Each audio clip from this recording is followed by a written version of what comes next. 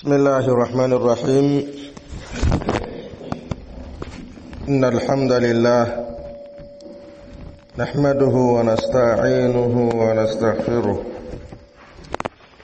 ونعوذ بالله من شرور أنفسنا ومن سيئات أعمالنا. من يهده الله فهو المهتد ومن يضلل فلن تجد له وليا مرشدا. وأشهد أن لا إله إلا الله وحده لا شريك له وأشهد أن محمدا عبده ورسوله. يا أيها الذين آمنوا اتقوا الله حق تقاته ولا تموتن إلا وأنتم مسلمون. يا أيها الناس اتقوا ربكم الذي خلقكم من نفس واحدة وخلق منها زوجها وبث منهما رجالا كثيرا ونساء واتقوا الله الذي تساءلون به والأرحام إن الله كان عليكم رقيبا. يا أيها الذين آمنوا اتقوا الله وقولوا قولا سديدا يصلح لكم أعمالكم ويغفر لكم ذنوبكم ومن يطع الله ورسوله فقد فاز فوزا عظيما. أيها الأحبة، فإن أصدق الحديث كتاب الله وخير الهدي هدي محمد صلى الله عليه وسلم وشر الأمور محدثاتها فإن كل محدثة بدعة وكل بدعة ضلالة وكل ضلالة في النار. اللهم إنا نعوذ بك من البدع ومن النار. يا أحبة، بعدكم حمد الله سبحانه وتعالى na kumtakia sala na salamu Mtume sallallahu alayhi wasallam. Kwanza kabisa hatunabudi kumshukuru Allah subhanahu wa ta'ala kwa mapenzi yake makubwa kutuamsha salama, kwani kuna wengi ambao walilala wakiwa wako salama lakini hawajaamka salama. Lakini mimi na wewe Allah ametujalia tukawa tumeamka salama. Hii ni neema kwa hakika, na kwa neema hii tunatakiwa kumshukuru Allah subhanahu wa ta'ala. Lakini pili, hatunabudi kumshukuru Allah kwa kutujalia kuiswali swala hii ya subhi tena kwa jamaa. Kwa hakika hii pia ni neema miongoni mwa neema ambazo tumeneemeshwa na Allah subhanahu wa ta'ala katika kipindi hichi, wakati watu wengine wamelala bado hawajaamka na hawajaona umuhimu wa kuamka na kuanza kumwabudu Allah subhanahu wa ta'ala, waianze siku yao vizuri kwa ibada. Bado mtu amelala. Lakini pia kuna ambao wameamka na wakakimbilia kwenye kazi zao, wakaona kazi ni bora kuliko swala.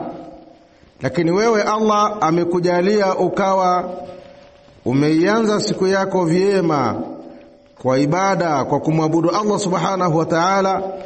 Kwa hakika hii ni neema, na kwa neema hiyo unatakiwa kumshukuru Allah subhanahu wa ta'ala. Lakini tatu, hatuna budi kumshukuru Allah kutujalia kubaki katika kikao hichi cha kheri, kikao cha kujifunza dini ya Allah subhanahu wa ta'ala, jambo ambalo tunalisema mara kwa mara kwamba nafsi huwa haipendi kukaa katika vikao kama hivi. Nafsi inapenda kukaa kwenye vikao ambavyo hautapata thawabu na huenda ukapata madhambi. Lakini nafsi katika vikao kama hivyo inakaa bila kuchoka, bila kusinzia, bila kujisikia vibaya. Lakini kwenye vikao vya kheri kama hivi ni mtihani mkubwa kwa hakika. Nafsi haipendi kukaa katika vikao kama hivi. Kwa hiyo vikao kama hivi, ndugu zangu katika imani, ni vikao muhimu sana. Vikao hivi ni vikao vya msingi sana. Watu wakae kujifunza dini.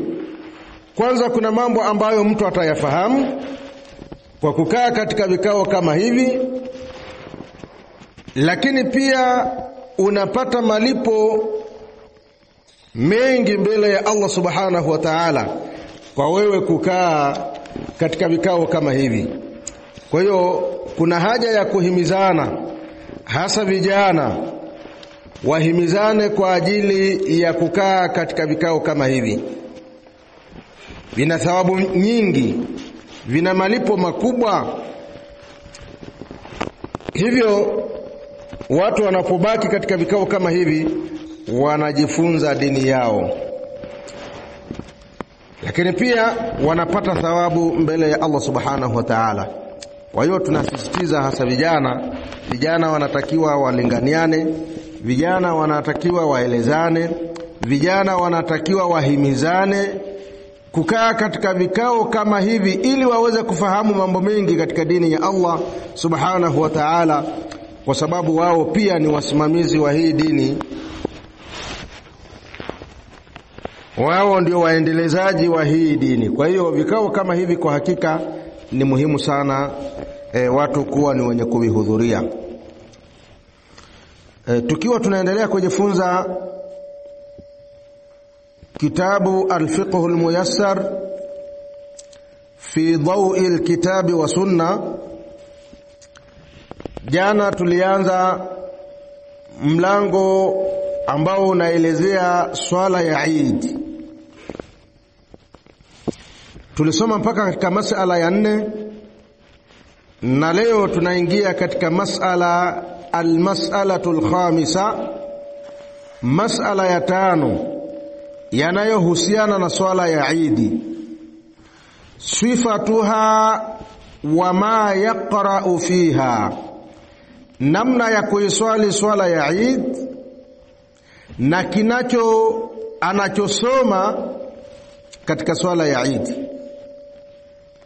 Swala ya Eid inaswaliwaje, lakini pia ni kitu gani kinachosomwa katika swala ya Eid.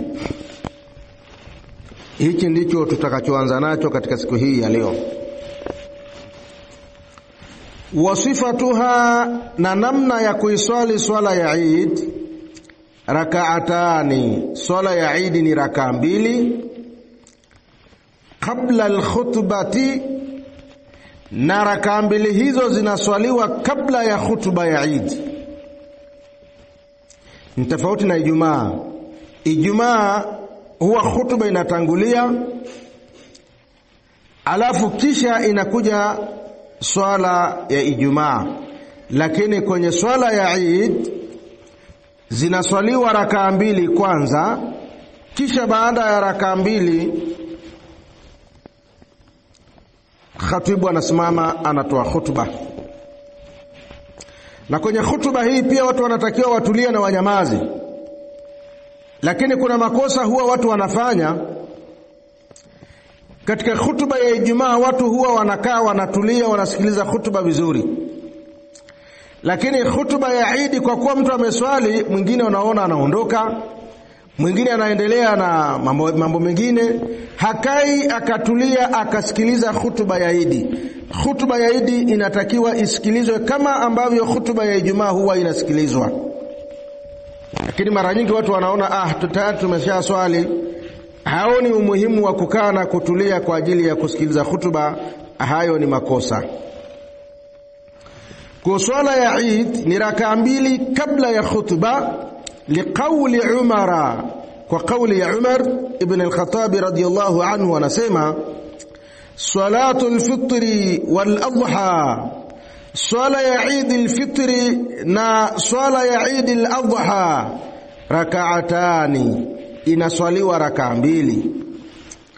Rakaatani inaswaliwa raka 2 tamamun, tena zilizotimia vizuri, ghaira qasri, ambazo hazina kupunguza, ala lisani nabiyikum, kwa ushahidi wa ulimi wa mtume wenu, kwa maelekezo na mafundisho ya ulimi wa mtume wenu Muhammadin sallallahu alayhi wasallam. Waqad khaba man iftara, na hakika ameingia hasara, ameruka patupu yule atakayezua kinyume na hivi alivyofanya Mtume sallallahu alayhi wasallam.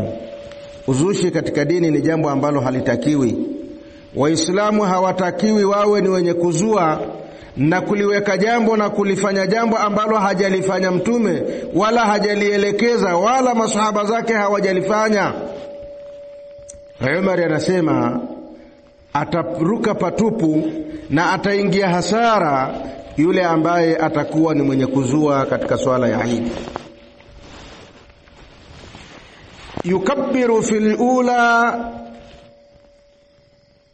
huleta takbira au anatakiwa kuleta takbira mwenye kuswali swala ya Eid katika rakaa ya kwanza, baada takbiratil ihrami, baada ya kuleta takbira ya kuhirimia swala, wal istiftahi, na takbira ya kufungua swala, wa qabla at-ta'awudhi, na kabla ya kusema a'udhu billahi minash shaitanir rajim, sab'an.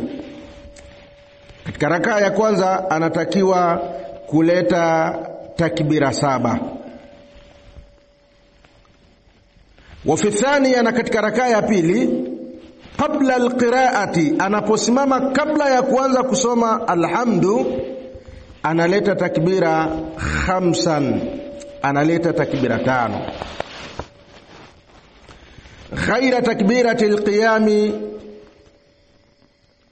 takbira hizo 5 ukiondoa takbira ya kisimamo, lihadithi Aisha marfu'an, kwa ushahidi wa hadithi ya Aisha ambayo ni marfu', at-takbiru fil fitri wal adha, takbira katika swala ya Eid al-fitri na swala ya Eid al-adha fil ula, katika rakaa ya kwanza, 7 takbiratin, ni takbira 7. Wa fi thaniya, na katika rakaa ya pili, 5 takbiratin, ni takbira 5, siwa takbiratai, isipokuwa takbira 2, arruku'i, zile ambazo mtu anakwenda kurukuu. Wa yarfa'u yadayhi, na ananyanyua mikono yake, ma'a kulli takbiratin, pamoja na kila takbira. Kwa anaposema Allahu akbar, ananyanyua mikono yake Allahu akbar.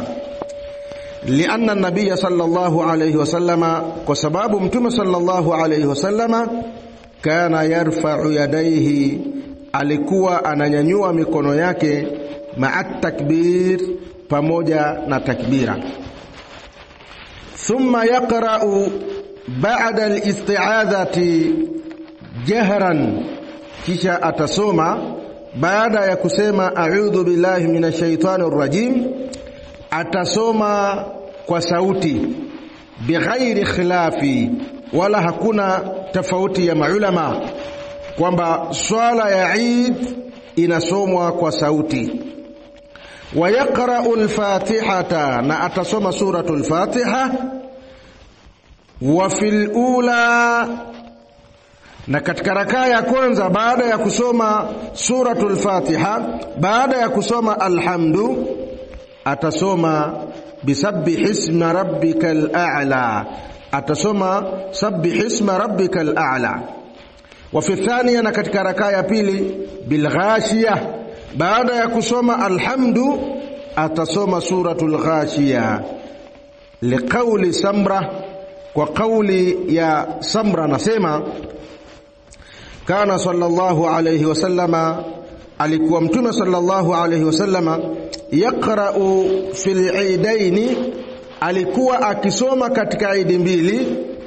Katika rakaa ya kwanza baada ya kusoma alhamdu, anasoma sabbih isma rabbikal a'la, na katika rakaa ya pili baada ya kusoma alhamdu, anasoma hal ataka hadithul ghashiya.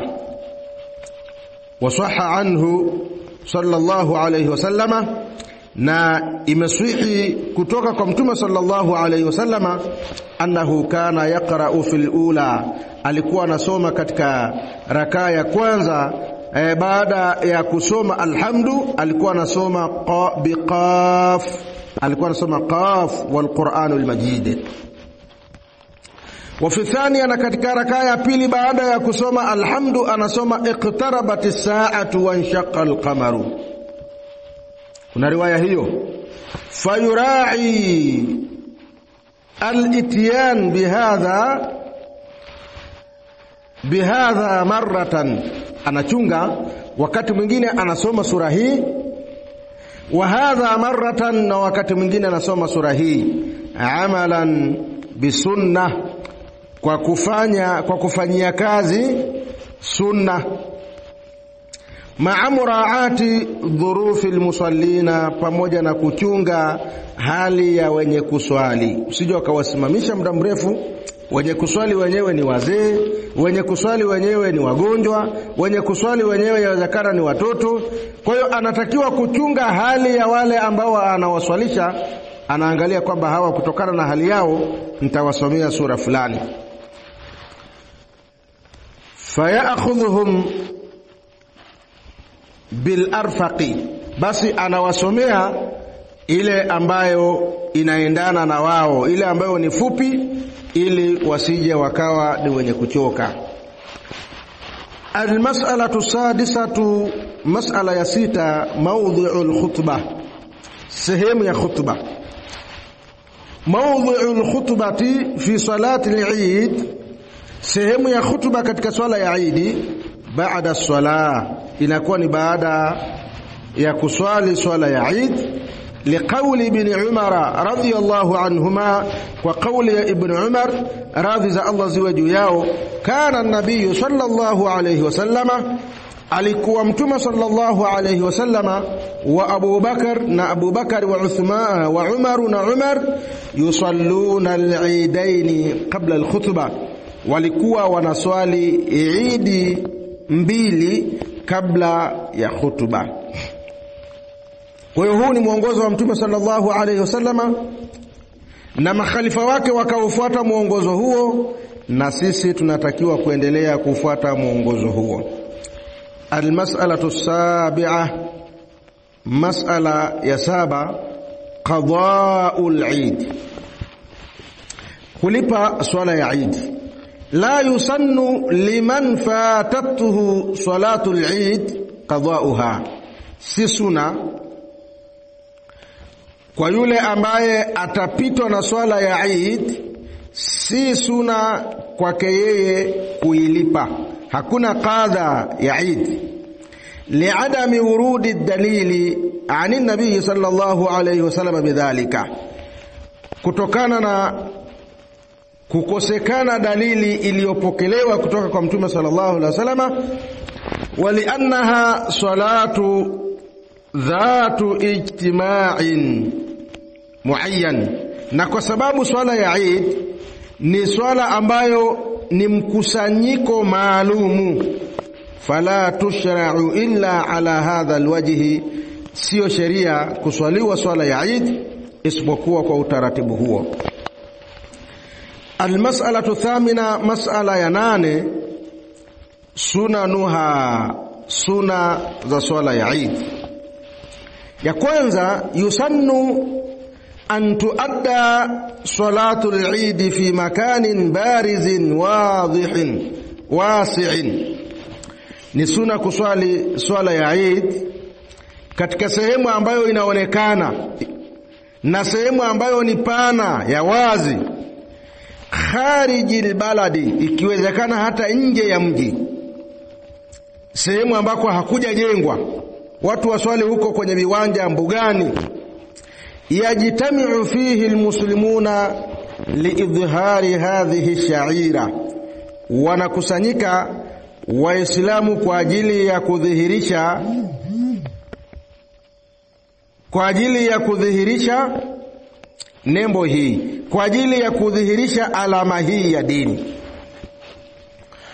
Wa idha sulliyat fil masjidi, ikiwa itaswaliwa msikitini, li'udhurin, kwa ajili ya udhur, fala ba'sa bidhalika, hakuna ubaya. Kama kuna udhur, kuna mvua, kuna upepo, kama tulivyosema jana, inafaa kuiswalia msikitini. Lakini kama hakuna dharura, idi iswaliwe uwanjani.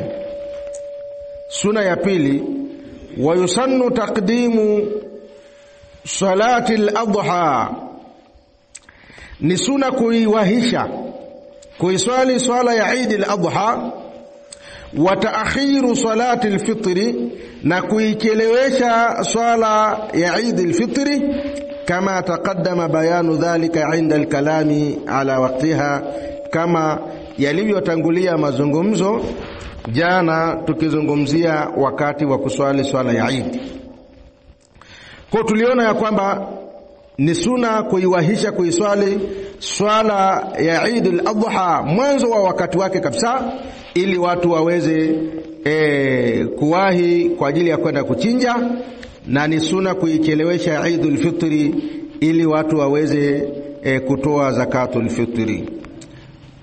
Suna ya tatu miongoni mwa suna za Eid, wa an yaakula qabla al-khuruj li salati Eid al-Fitri tamratin, ni suna mtu ale kabla ya kutoka kwenda kuswali swala ya Eid al-Fitri, anatakiwa ale tende kwanza. Yani unapoamka asubuhi, kabla haujaenda kuswali salatu Eid al-Fitri, unatakiwa kula tende. Wa alla yat'am yawma an-nahari, na asile wakati anatoka kwenda kuswali Eid al-Adha, hatta yusalli, mpaka atakaposwali. Lifi'lihi sallallahu alayhi wasallama, kwa kitendo chake Mtume sallallahu alayhi wasallam alikuwa anafanya hivyo. Fakana la yakhruju yawm al-fitri, alikuwa Mtume hatoki kwenda kuswali salatu Eid al-Fitri hatta yuftira, mpaka ale kitu, mpaka ale ala tamratin, mpaka ale tende, yaakuluhunna witra, anazila tende hizo kwa witri 1, 3, 5, 7, 9 na kuendelea. Wala yat'amuna, alikuwa hali yawma an-nahari, siku ya Eid al-Adha, hatta yusalli, mpaka atakaposwali swala ya Eid. Suna ya 4, wa yusannu at-tabkir fi al-khuruji, mtu anatakiwa awahi kutoka li salati al-Eid, kwa ajili ya kwenda kuswali swala ya Eid, baada salati subhi, baada tu ya kumaliza swala ya subhi, anatakiwa atoke kwa ajili ya kwenda kuswali salatul Eid mashiyan, na ni suna atoke akiwa anatembea kwa miguu, asipande mnyama, asipande gari, ni suna atoke kwa kutembea kwa miguu. Liyatamakkana min ad-dunwi min al-imami, ili aweze kuswali karibu na imamu. Watahsula lahu fadilata intidhari salah, na ili aweze kupata yeye fadhila za kusubiri swala. Ukiwahi mapema utakaa ukiwa unasubiria swala, kuna fadhila zake. Ukiwahi mapema umekaa unasubiri swala ya Eid, kuna fadhila na kuna thawabu ambazo unazipata kwa wewe kukaa na kusubiri swala. Suna ya 5, wa yusannu an yatajammala al-muslim, na ni suna muislamu kujipamba na ni suna muislamu kujipamba, wa yaghtasla, na aoge, wa yalbasa ahsana thiyabi, na avae nguo yake ambayo ni nzuri sana kuliko nguo zake zote, wa yatatayyaba, na ajitie manukato. Hiyo ni kwa wanaume, ajitie manukato, ananukia vizuri, anatoka nyumbani ananukia vizuri, anakwenda kuswali swala ya Eid akiwa amevaa nguo yake nzuri anayoipenda, ameiandaa kwamba nguo hii ni kwa ajili ya kwenda kuswalia Eid. Ni suna kufanya hivyo. Suna ya 6, wa yusannu an yakhtuba fi salati al-Eid bi khutbatin jami'atin shamilatin. Ni sunna imamu akhtubu katika swala ya Eid khutba ambayo imekusanya, jami'atin imekusanya vitu vingi, shamila imekusanya vitu vingi, li jamii umuri dini, mambo yote ambayo yanahusiana na dini. Watu wanatakiwa wahusiwe, watu wanatakiwa waambiwe mambo mengi ambayo yanahusiana na dini ya Allah subhanahu wa ta'ala. Yani hutuba yake ikusanye vitu vingi, watu waweze kupata faida. Wayahithuhum ala zakati alfitri, na awahimize vile vile kutoa zakatul fitri katika Eid al-Fitri. Wayubayyinu lahum ma yukhrijuna, na awabainishie kwamba zakatul fitri wanatakiwa kutoa kitu gani, awabainishie. Wayuraghibuhum fil udhiyah, na katika Eid al-Adha anatakiwa awahimize, awapendezeshe katika masala mazima ya kuchinja, wawe watu ni wenye kuchinja. Wayubayyinu lahum ahkamaha, na awabainishie hukumu za kuchinja, kwamba mnyama anayetakiwa kuchinjwa ni mnyama wa miaka mingapi, ni mnyama wa namna gani, mwenye sifa gani, awabainishie katika hutuba yake ya Eid. Wayakunu linnisa'i fiha nasibun, na vile vile wanawake wapate fungu lao la kupewa nasaha zao zinazowahusu wao. Yani katika hutuba ya imamu asikose kuwahusia wanawake mambo ambayo yanahusiana na wanawake, liannahunna fi hajatin lidhalika, kwa sababu wanawake wana haja sana na kupewa nasaha. Wanawake wanahitajia kupewa nasaha hasa katika siku ya Eid. Lidhalika waqtidaan bin nabii sallallahu alayhi wasallama, na kwa kumfuata mtume sallallahu alayhi wasallama, faqad ata nisaa, mtume sallallahu alayhi wasallama katika siku ya Eid alikuwa anawaendea wanawake baada faraghihi min as-salah, baada ya kumaliza kuswali swala ya Eid, wal khutbati, na baada ya kumaliza kutoa khutba ya ujumla wake anawaendea wanawake. Fawa'adhahunna wa dhakkarahunna, anawapa mawaidha na anawakumbusha mambo ambayo yanahusiana na wao. Watakunu baada salati kama sabaka, na hizo nasaha za wanawake zinakuwa ni baada ya kuswali swala ya Eid. Suna ya 7, wayusannu kathratu dhikri bitakbir watahlil, na ni suna kukithirisha kumtaja Allah kwa kuleta takbira na kuleta tahlili. Liqaulihi ta'ala, kwa kauli yake Allah aliposema walitukmilu al-idda, na ili muweze kukamilisha hisabu, na mkamilishe hisabu. Waltukabbiru Allah, na ili muweze kumtukuza Allah subhanahu wa ta'ala ala ma hadakum, kutokana na yale ambayo amekuongozeni, kutokana na kuongozeni nyinyi. Wala'allakum tashkuruna, na ili muweze kumshukuru Allah subhanahu wa ta'ala. Kwa hiyo Waislamu wanatakiwa kuleta dhikr kwa kuleta takbira na tahlili ili kukamilisha hesabu, na lakini pia ili kumtukuza Allah subhanahu wa ta'ala kutokana na kutuongoza, na ili tuweze kumshukuru Allah subhanahu wa ta'ala.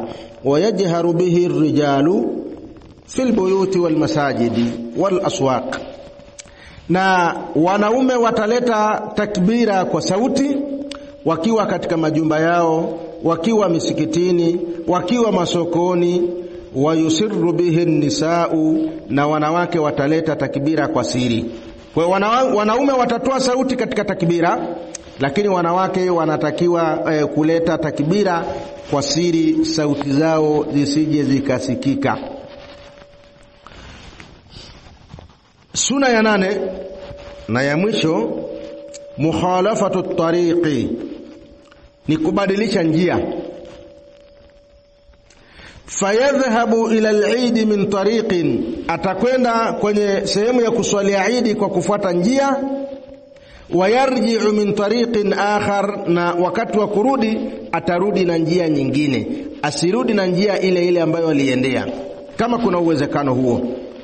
Lihadithi Jabir radhiyallahu anhu, kwa ushahidi wa hadithi ya Jabir radhiyallahu anhu, anasema kana nabii sallallahu alayhi wasallam idha kana yawma Eid, alikuwa mtume sallallahu alayhi wasallam inapokuwa siku ya Eid, khalafa at-tariqa, anabadilisha njia, kwa anakwenda na njia nyingine, na wakati wa kurudi anarudi na njia nyingine. Ndivyo alivyokuwa akifanya mtume sallallahu alaihi wasallama, na sisi siku ya Eid mtu unatakiwa ufanye hivyo. Waqila fil hikma, na ikasema hikma yake min dhalika, yani hikma ya kubadilisha njia, liyashhada lahu at-tariqani jami'an, ili njia hizo zikamtolea yeye ushahidi mbele ya Allah subhanahu wa ta'ala, au njia hizo zishuhudie nini? Zishuhudie yani kupita kwake wakati anakwenda kwenye Eid, na ishuhudie njia nyingine wakati anarudi kutoka katika Eid. Waqila, na kukasema hikma nyingine, liidhhari sha'irati al-islam fihima, ni kudhihirisha nembo na alama ya Uislamu katika hizo Eid mbili kwa kubadilisha njia. Waqila ghairu dhalika, na kukasema maneno mengine maulama wakasema ili aweze kusalimia watu wa njia hiyo, wakati unakwenda unakutana na watu unawasalimia watu wa njia hiyo, na wakati wa kurudi unapita njia nyingine unasalimiana na watu wa njia hiyo vile vile. Wala ba'asa bitahniati nasi ba'dhum ba'dha yawm al-Eid, na wala si vibaya watu kupeana pongezi wao kwa wao siku ya Eid, wakapeana pongezi. Bi an yaqula li ghayrihim, kwa mtu kuambia watu wengine, taqabbala Allahu minna wa minka salihal a'mal. Muislamu anatakiwa kuyasema maneno hayo. Mtu anapokuambia Eid mubaraka, unamwambia taqabbala Allahu minna wa minkum au wa minka salihal a'mali. Fakana yaf'aluhu ashabu an-nabii sallallahu alayhi wasallama, walikuwa wanafanya hivyo maswahaba wa mtume sallallahu alayhi wasallama, ma'a idhhari al-bashashati wal farahi, pamoja na kudhihirisha bashasha, furaha katika nyuso zao, fi wajhihi, katika uso wake mtu anatakiwa awe na furaha. Mayalqahu, yule ambaye anakutana naye anatakiwa kumuonyesha furaha, anatakiwa kumuonyesha uso wa bashasha. Kwa hiyo siku ya Eid watu wanatakiwa kupiana pongezi na kupongezana, na kufanya hivyo ni sunna. Lakini pia watu kuombeana dua. Mtu anapokuambia Eid mubaraka, namwambia taqabbala Allahu minna wa minkum, sio minal faizin. Minal faizina si katika mafunzo aliyotufundisha mtume sallallahu alaihi wasallama. Mtume ametufunza siku ya Eid watu wanapokutana basi wanaambiana maneno hayo, taqabbala Allahu minna wa minkum au wa minka salihal a'mal, wanaambiana maneno kama hayo. Mpaka hapo tutakuwa tumefikia mwisho wa darasa yetu kwa leo. Subhanakallahumma wa bihamdika, ashhadu an la ilaha illa anta, astaghfiruka wa atubu ilaika. Wa sallallahu ala nabiyyina Muhammadin wa ala alihi wa sahbihi wasallam, walhamdulillahi rabbil alamin.